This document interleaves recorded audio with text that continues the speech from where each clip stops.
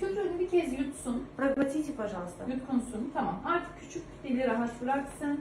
Şimdi Всё, küçük всё, dile bakacağım. всё. Сейчас маленький язычок sзади, который Küçük будет dilde смотреть. sarkma var. Вот язычок, который сзади есть, он как Bu бы вниз küçük спущен. boşluktan. Вот это вот маленькое пространство, видите? Evet. Küçük boşluktan nefes alıyor. Подождите, Biraz ilerleyeceğim. чуть-чуть еще. İyi desin. İyi. И скажите. İyi. Ses telleri İşaret. arası. İyi. Еще раз. Это İyi. Tamam.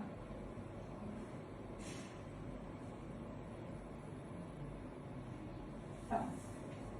Analiz